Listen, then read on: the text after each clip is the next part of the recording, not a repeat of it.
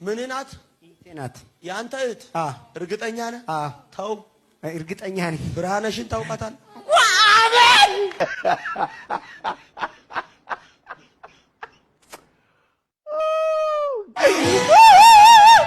አሜን አሜን።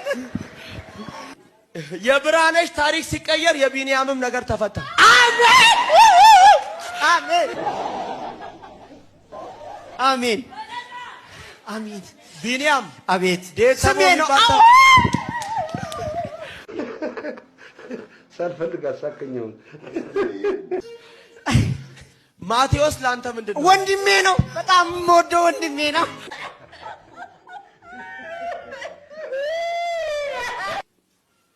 ቢንያም አቤት 0927 ቤት ነው ስልኬ ነው። አሜን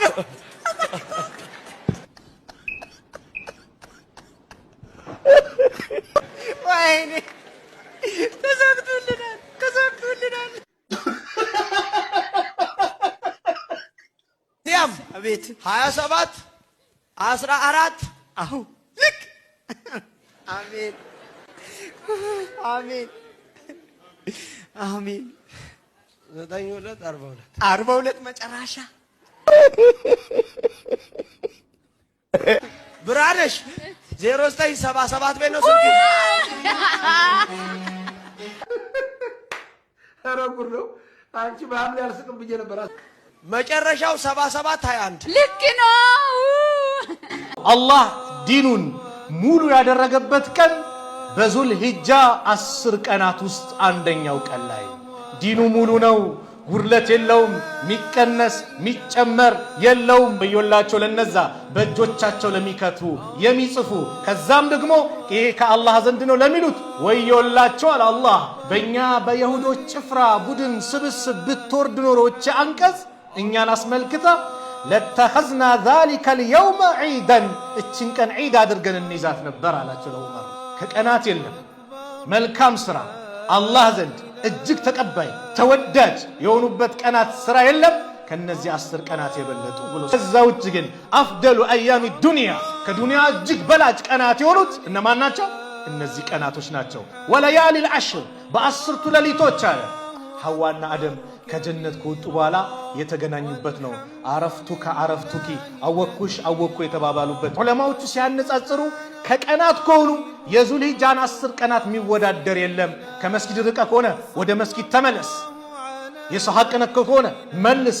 ያለፈውን የ1 ዓመት ወንጀልና የወደፊት የ1 ዓመት ወንጀል ያስመራል። አላሁ አክበር። አላህ ሐጀር ሲናገሩ እነዚህ 10 ቀናት ኡማሃቱል ዒባዳ የኢባዳ እናቶች የተባሉት በአጠቃላይ የተሰባሰቡበት ቀን ነው።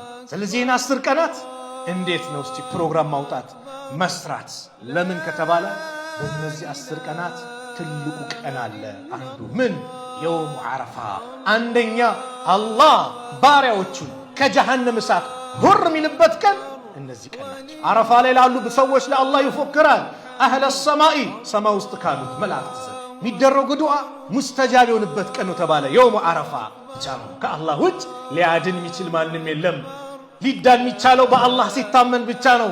በዚሁ አጋጣሚ ኡድህያ የምታርዱ ወንድሞች እህቶች፣ አቅም አላህ የለገሳችሁ የቲሞችን አስታውሱ። ጸጉሩንም ጥፍሩንም ከመቁረጥ ይቆጠባሉ። እናንተ ደግሞ እንዴት አላህን በማመዝ የሚፈትን ልብስ ለብሳችሁ ሽቶ ተቀብታችሁ እንዴት ተብሎ ያን እንዳታደርጉ አደራዬ ነው፣ ምክሬ ነው።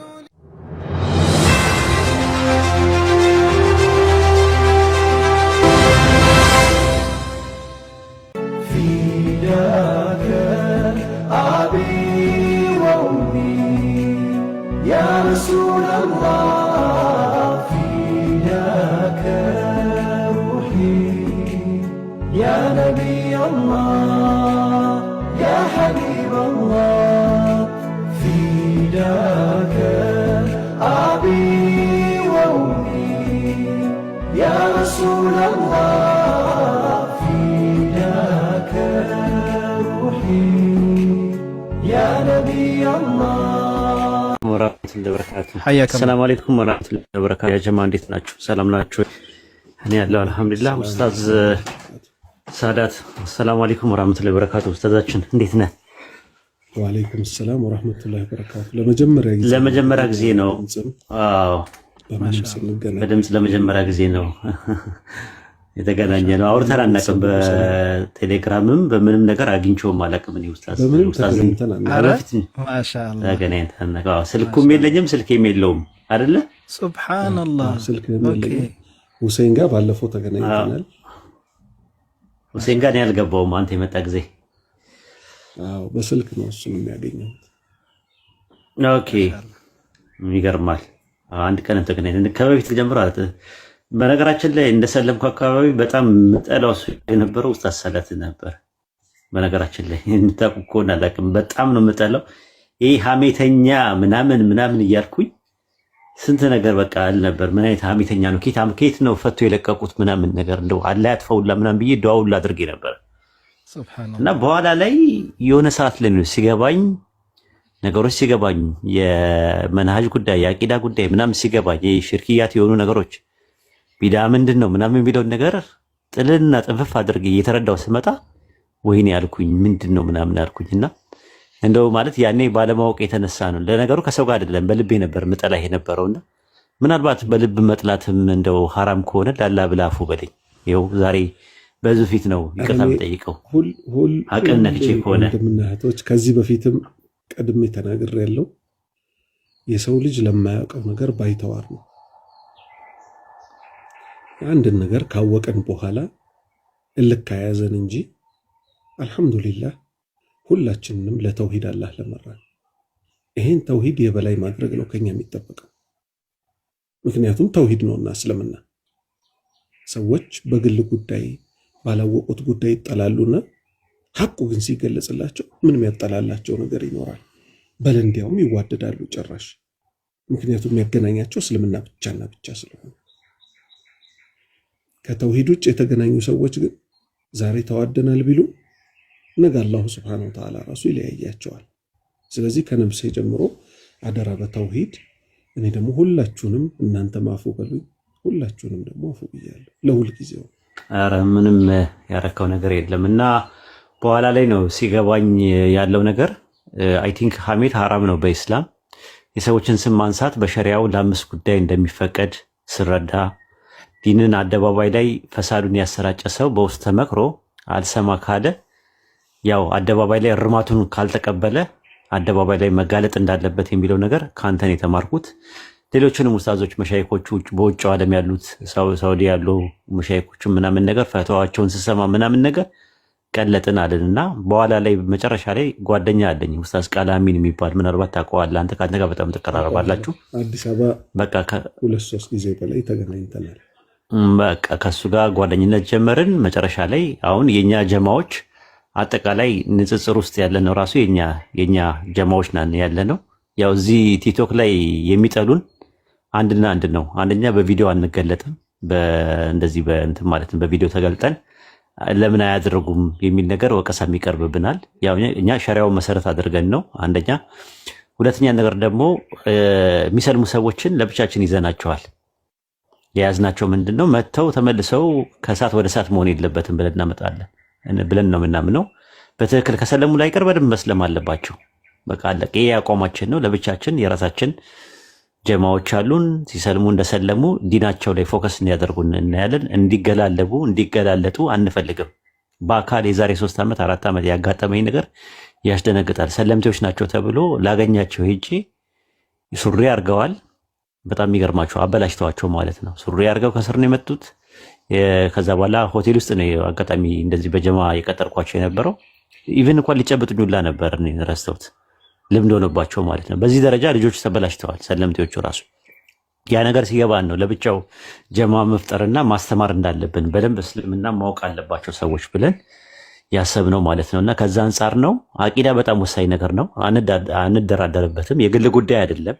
ፐርሰናሊ እያያችሁት ነው ያላችሁት አንዳንድ ሰዎች ማለት ነው ስንናገር ማለት ነው። ይሄ የሐላል ትዳር የሚባለው ነገር ፈሳድ ምን አይነት ነገር ይዞብን እንደመጣ የሰው ሕይወቶች እየተቀጠፈ የሰው ሕይወት እየተበላሸ ሲመጣ እናንተ ፐርሰናሊ እኔ አሁን ጀማል ምናምን የምትሉት ልጅ እኔ አላውቀውም፣ ራሱ አይቼውም አላውቅም። ራሱ እኔ ማውቃቸው እነዚህን ፈሳድ የሚያሰራጩት ዋትስአፕ ላይ ያሉ ሰዎች፣ ቴሌግራም ላይ ያሉ ሰዎች፣ ፌስቡክ ላይ ያሉ ሰዎች ሜሴንጀር ከፍተው እያደረጉ ያሉት ነው። የሰው ሕይወት እየተበላሸ ነው፣ ብር እየተበላ ነው። ይህንን ነገር ነው ያስጠነቀቅ ነው።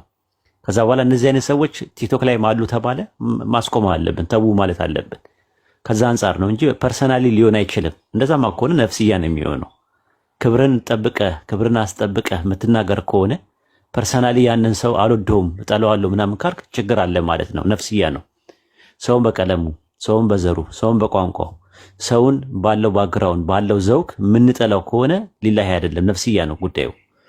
ላላህ ብለን ከጠላን ላላህ ብለን ነው መውደድ ያለብን። ስንጠላም ላላህ ብለን መጥላት መቻል አለብን። ኢብን ረሱል ሰለላሁ ዐለይሂ ወሰለም የነፈገም የሰጠም ላላህ ብሎ ተብሏል።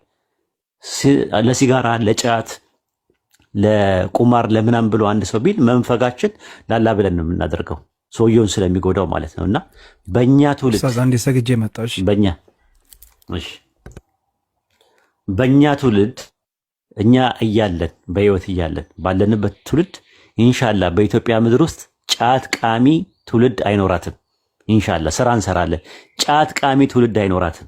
ቀብር የሚንደባለል ሰው አይኖራትም። የቀብር አፈር የሚል ሰው አይኖራትም። ቀብር ሄዶ የሞቱ ሰዎችን ድረሱልኝ የሚል ትውልድ አይኖራትም። ከኦርቶዶክስ የባሰ ነገር አይመጣትም።